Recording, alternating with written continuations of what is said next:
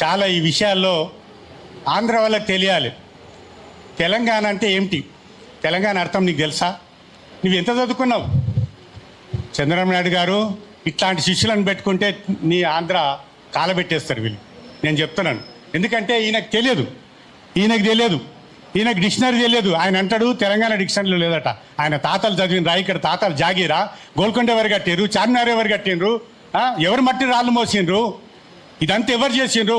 మా పిల్లలు నా కళ్ళ ముందు గిలగిల కొట్టుకొని చనిపోయినారు. రక్తం ఓడింది ఉస్మాన్ సిటీలో క్యాంపస్లో.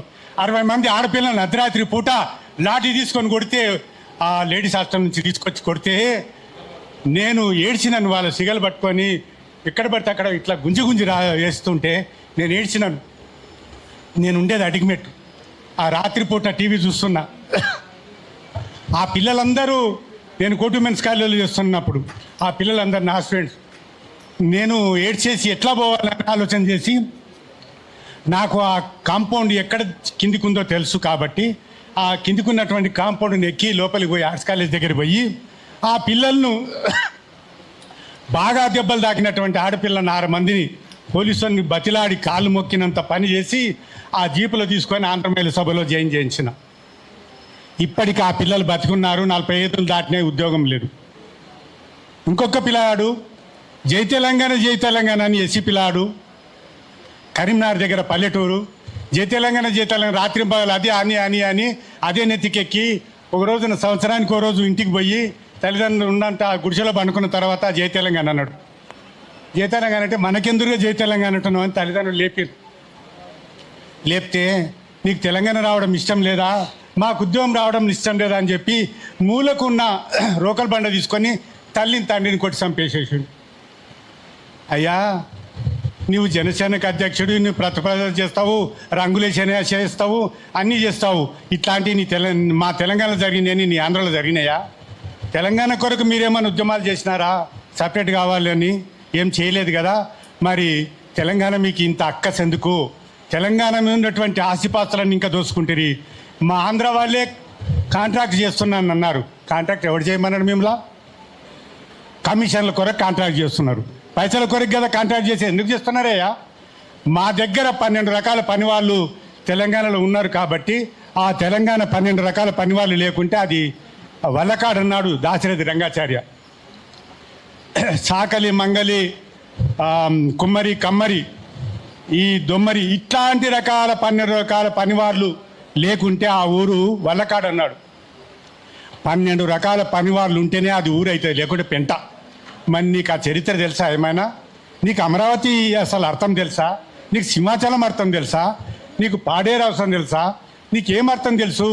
కాకినాడ, సర్పవరం, పీఠాపురం, అన్నవరం ఇవన్నీ నీకు తెలుసా? ఏమైనా నీ కులాల యొక్క ప్రాతినిధ్యం ఏమైనా తెలుసా? నీకేమీ తెలియదు. ఓకే, ఆట ఆడుతావు, రంగులు వేసుకొని ఆట ఆడినావు, సంపాదించుకున్నావు, వచ్చి ఇడ కక్కుతున్నావు, మా తెలంగాణలో వచ్చి కక్కుతున్నావు. ఇది సబబు కాదు. చంద్రబాబు నాయుడు గారికి రాజకీయ భిక్ష పెట్టింది ఎవరు? మర్రి చెన్నారెడ్డి గారు. మర్రి చెన్నారెడ్డి గారి సీట్ ఇచ్చిండు ఆయనకు. ఫస్ట్ తెలంగాణలో చంద్రబాబు నాయుడుకి సీట్ ఇచ్చింది అన్నకు తెలుసు. సీట్ ఇచ్చింది ఆయన. అప్పుడు గెలిచిన తర్వాత మంత్రి పదవి కూడా ఇచ్చారు. ఆ తర్వాత చంద్రబాబు నాయుడు గారు సరే ముఖ్యమంత్రి అయినరు, అన్నీ అయినరు, మీరు బాగా చేసుకున్నారు, మేము కాదంటలేము. కానీ మా జోలికి వచ్చి మా ఆడపిల్లలను వాళ్ళను మేము కోస్తాము, చంపుతామంటే మేమంతా చచ్చిపోలేదు బిడ్డ, మేమంతా బతుకున్నాం. ఇంకా మా తెలంగాణలో మేము బతుకున్నాం. ఏమిట్రా నీ భాష?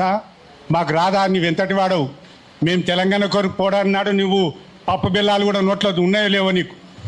నువ్వేం మాట్లాడుతున్నావు మా దగ్గర? మీ చరిత్ర ఏం తెలుసు? నీ చరిత్ర నీకే తెలియదు. ఇంకేం మాట్లాడతావు నువ్వు మా దగ్గర?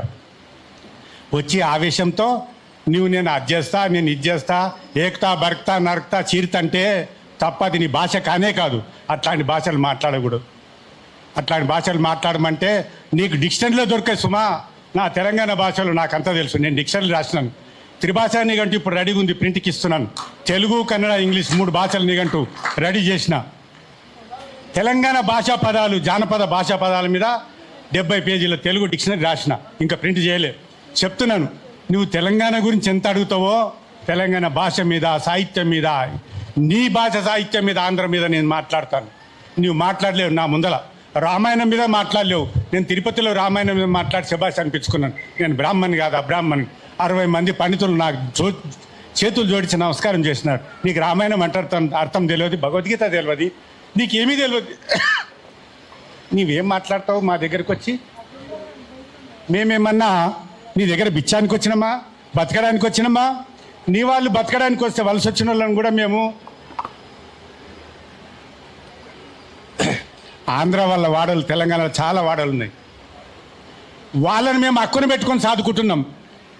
రకరకాల బిజినెస్ చేసుకుంటారు, పండ్లు అమ్ముకుంటున్నారు, కాయలు అమ్ముకుంటున్నారు, కూరగాయలు ఏవో రకరకాలు చేసుకుంటున్నారు. వాళ్ళకి మేము భూములు ఇచ్చినాం, ఇందిరమ్మ ఇండ్లు వాళ్ళకు ఉన్నాయి.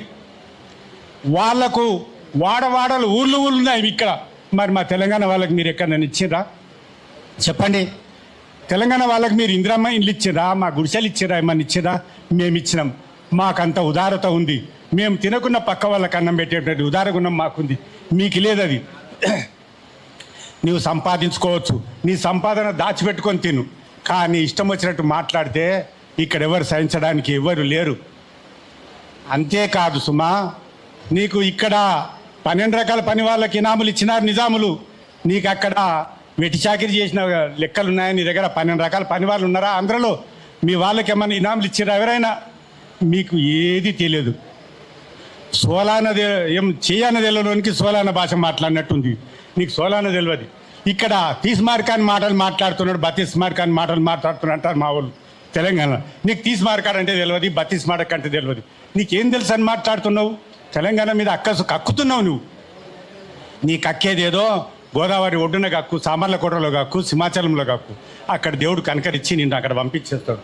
కానీ మా దగ్గర మా జోలికి రావద్దు. మమ్మలను ఇష్టం వచ్చినట్టుగా రకరకాలుగా భాషలో, యాసలో, వేషంలో ఎందులో అన్న దానికంటే డబల్గా మేము చెప్పడానికి సిద్ధంగా ఉన్నాం. మాకు వస్తాయి. మీరు అనుకోవచ్చు ఎవరన్నారట గురిజాడ దగ్గర అంటే, ఆయన ఓ మాట అన్నాడు, అరే పొడిస్తే పొట్లం మంచి నేనే చేస్తా కదా అన్నాడు. మీరు అనుకోవచ్చు ఏదో బాగా ఇట్లా మాట్లాడిగా ఏదో చేస్తామని. చంద్రబాబు నాయుడికి నేను ఎవరో తెలుసు, చంద్రబాబు నాయుడికి నేను ఎవరో తెలుసు, పక్క తెలుసు. మీరు అనుకోవచ్చు మీరు ఏదో ఆయన దగ్గర సంకల చేరి ఉప ముఖ్యమంత్రి పొందినంత మాత్రాన నువ్వేం సూర్మార్కాడో బత్తీస్మార్కాడో కావు. అది 3 నాళ్ళ పండుగ, 3 నాళ్ళ ముచ్చట ఈ పదవులు. నీవు సమాజంలో ఉండు. ఆంధ్రప్రదేశ్లో ఉన్నటువంటి ప్రజలు నీవు అన్యాయం చేస్తున్నారు. ఎంత అన్యాయం చేస్తున్నారో వాళ్ళకి తెలుసు. బయటికి రాలేకపోతున్నారు. అంత అన్యాయము మా తెలంగాణలో లేదు. మేము ఇంకా మీకు భిక్ష పెడుతున్నాము, మీరు ఇక్కడ అన్నీ చేస్తున్నారు. మా దగ్గరనే బతకడానికి మీరు వస్తున్నారు తప్ప మేము మీ దగ్గరికి బతకడానికి రావడం లేదు. ఎందులో కూడా ఏ విధంగా చూసినా మీ దగ్గరికి మేము రావడానికి లేదు. వలస జీవులం కాదు, వలస పక్షులం కాదు. మీరు వలస వచ్చి అన్ని సంపాదించుకొని అన్ని చేసుకుంటున్నారు. అట్లాగే ఉండాలని మేమేమీ అనడం లేదు. కానీ మమ్మల్ని ఇష్టం వచ్చినట్టు తిడితే, వాడితే ఈ భాషా పదాలకు 100 భాషా పదాలను వాడడానికి మేము సిద్ధంగా ఉన్నాం. ఇక ముందు ఇలాంటివి చేయకూడదని చెప్పి మేము హెచ్చరిస్తూ, ఆ చంద్రబాబు నాయుడు కూడా వీరిని అదుపులో పెట్టుకోండి. మీరు ఈ పవన్ కళ్యాణ్ను అదుపులో పెట్టుకోండి. ఎందుకంటే అట్లా అనుకోవద్దు. మనం ఇప్పుడు చేపించిండా లేదా మనకు తెలియదు. నీవు శంకర్లో వాడిని ఎత్తుకుంటావా గోదావరిలో ఆడేస్తావు మాకు తెలియదు. ప్రజానీకానికి హాము జరిగేటువంటి మాటలు, సమాజానికి ద్రోహం పనులు చేసినోన్ని సమాజం ఎప్పుడూ క్షమించదు. ఆంధ్ర అయిన తెలంగాణ ప్రజలే విజ్ఞానం కలిగినటువంటి వాళ్ళు ప్రజలు. కాబట్టి విజ్ఞానంలో నీవు అజ్ఞానివి అయి ఉండి ప్రజలు విజ్ఞానం లేదని అనుకోకు సుమా. చాలా జాగ్రత్తగా ఉండాలి. ఇది మేము ఒక విన్నపంగా చెప్తున్నాం. మేము ఈ విన్నపాన్ని నువ్వు గ్రహించాలని చెప్పి మరీ చెప్తూ ముగిస్తున్నాను. మా వాళ్ళ ఓపిక టెర్రరిస్టులు, ఉగ్రవాదులు అన్న తర్వాత కూడా ఇంకా మర్యాద